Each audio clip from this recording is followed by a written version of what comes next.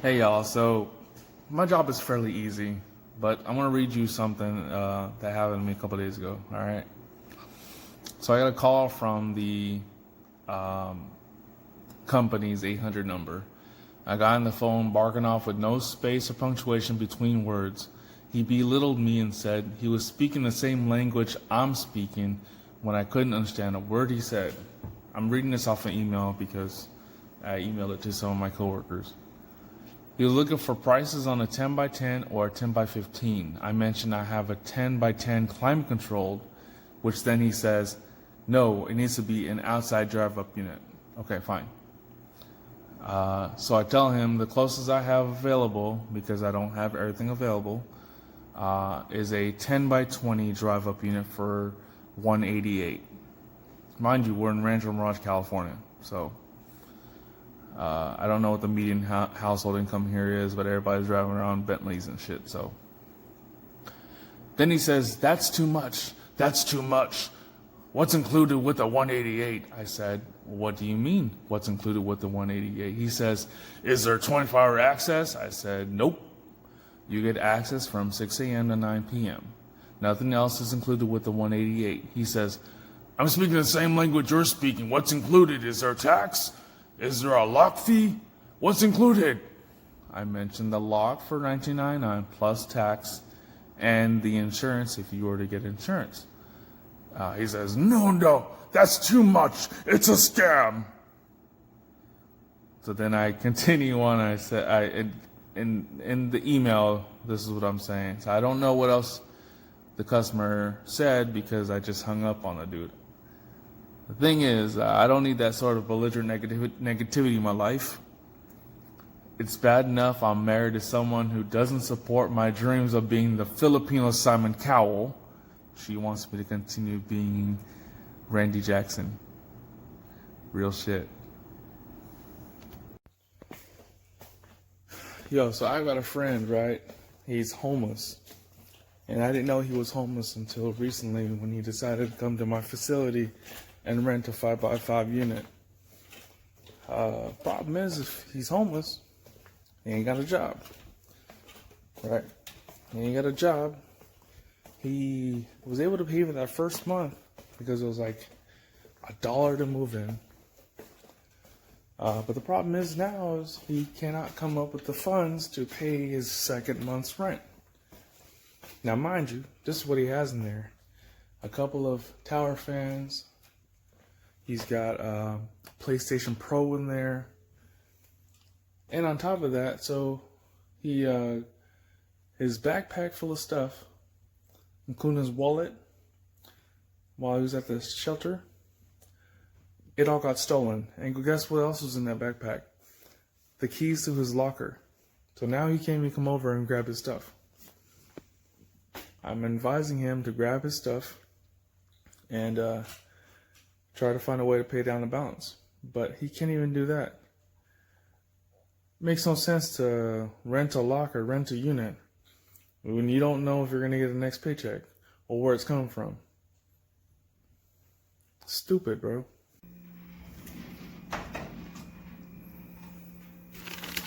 So, my coworker bought these, right? And it says this is going to go good with our coffee. And I took one, but I was really hesitant because I am on the keto diet. See all my keto snacks, or snacks that are good for keto. And so I took. He almost caught me making a video of him, or about him. But yeah, dude. I just I'm on the keto thing, so, and then I'm also diabetic, and he's like, I know it may not work for you because you're diabetic, but, you know, take one or two. So just to appease him, I took one. I said, I'll take one because, you know, I don't want my sugars to go up. And I don't want him to make him feel bad either, you know. He's just trying to do a good, you know, a nice thing. So he's a really nice guy. Old man, about 60-some years old. 61, I think. And I got a customer.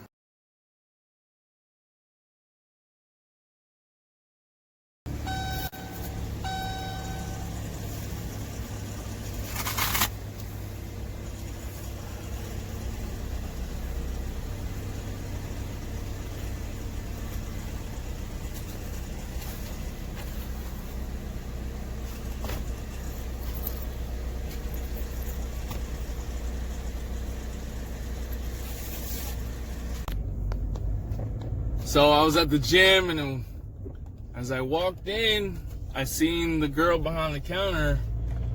She actually is the daughter of one of my ex-coworkers. My ex-coworker Luz. Her name is Ashlyn, I think. Ashley. And it was just funny. I was like, "Hey, is your mom Luz?" And then she's like, of course, yes, blah blah. And then I guess she knows me. She kind of knows me. Anyway, I ended up FaceTiming with her mom with her phone. It was funny. Anywho, so I got to talking to Ashley, and she was telling me that she's ready to quit the gym. And a couple weeks ago, I had brought to my wife, I was like, I wouldn't mind working at the gym if it was full time. They pay $16 an hour, but they play favorites, and I do not like to work for anyone who plays favorites. It dampers my mood. It just dampers everybody's mood. There's a morale effect, negative, that affects morale negatively to have favorites, and I don't like that. I think that everybody should be treated equally. That there shouldn't be any favorites. And maybe it's just Ashley. Maybe that's just her personal feelings. But if the favorites thing is for real, I wouldn't want to work there. That's just me, my own personal feelings about that. Because at the end of the day, I mean, like I said, they pay $16 an hour if they're given full-time hours guaranteed, at least 35 hours a week. I'll be all for it, because I'd already be there, so I can work out after work or before work, and I'll be all good. And the thing is, the gym is like only about maybe 3 minutes away from my house, so I could even ride a bike to work if I was working at the gym. But again, if they're playing favorites, then that right there is my deal breaker. Feel me? What's up, y'all? It's your boy King Churro. It's Sunday, December 15, 2019. It's going to be the last entry for this vlog. And I'm at work again. But one thing I wanted to do to end this video was to create or to provide a lesson. Something that most YouTubers I see don't do. And the lesson is, if you ever find yourself in a situation you think you need a storage unit, reassess the situation. And what I mean by that is, do you need to store? Like, is it a dire need to store? And through this lesson, I'm gonna show you, I'm gonna give you an example. Let's say a 5x5 unit, okay? And usually those go about $100. So that's what I want to show you, all right? But yeah, if it's stuff that you don't use, if it's like appliances, especially small appliances, microwaves and all that, right? If you're not going to use it for the next 2 or 3 years, why store it? Sell it, donate it, do something else with it. If it's furniture, sell it, donate it. I'm just saying, there's just so many things that you can do, but a lot of us like to just accumulate shit, and it doesn't make sense. So I'm going to give you an example of how a negligent renter is, and then we'll just go from there, all right? So stay tuned. Here's the lesson. This life lesson is brought to you by the King Churro merch store, where all my shirts start at $13. Check it out, yo. All right, so say we got a 5x5 unit for $100. $100. We're gonna keep it simple. $100, 5x5 unit. That's only 25 square feet. So we got $100, and you just forget to pay your bill, right? Well, then you surpass the grace period, and then they end up hitting you with the 20% late fee. 20% of your rent, which is $100. 20% of 100 is $20.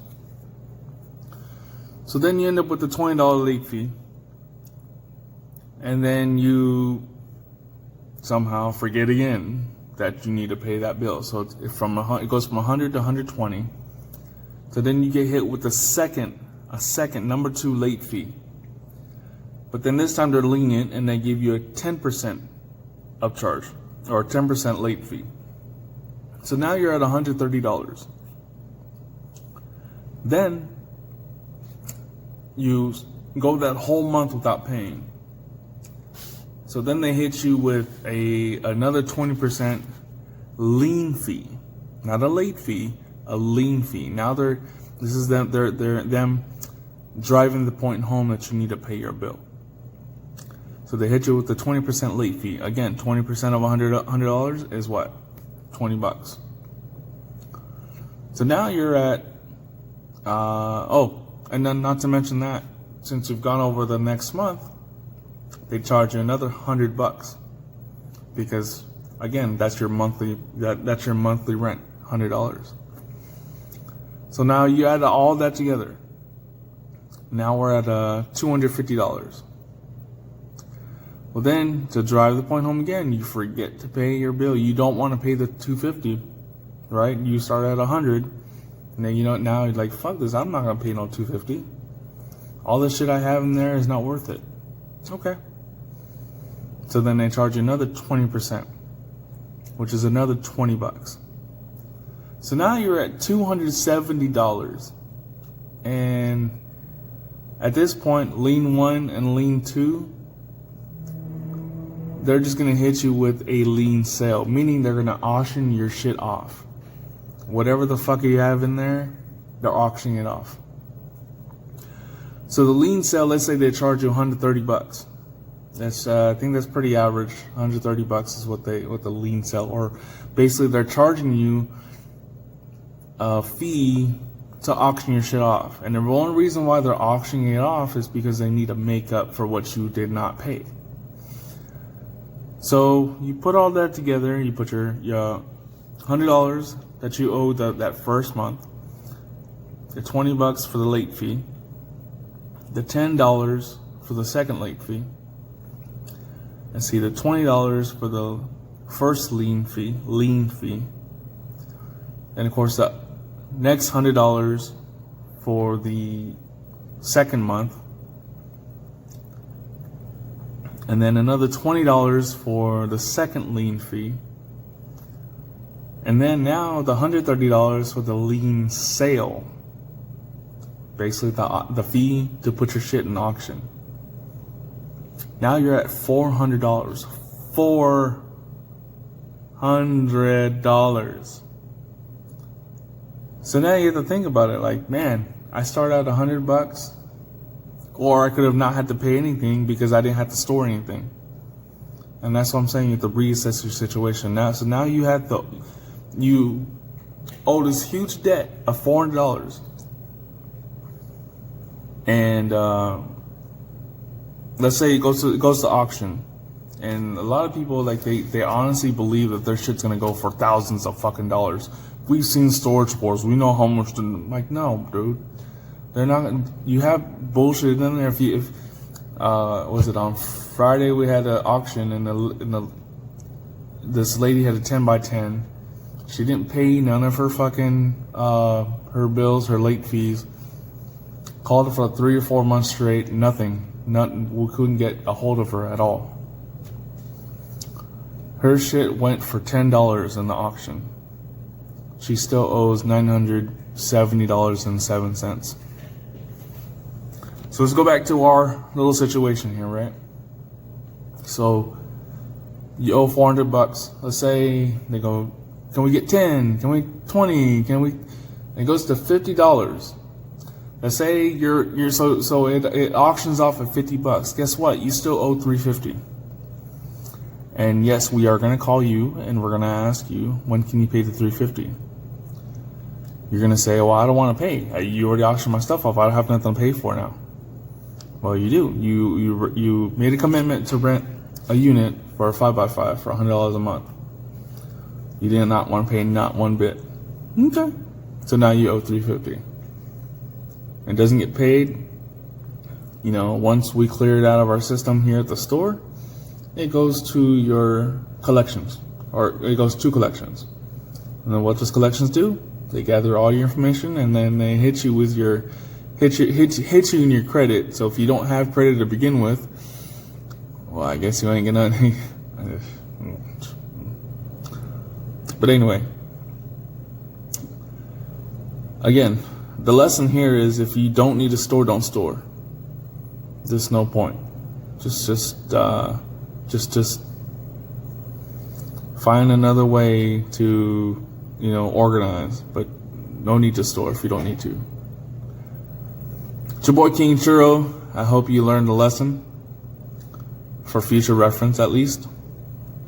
And y'all have a great rest of the week. And if I don't make a vlog before the holidays, Merry Christmas, Happy Hanukkah, and all that other stuff. Peace.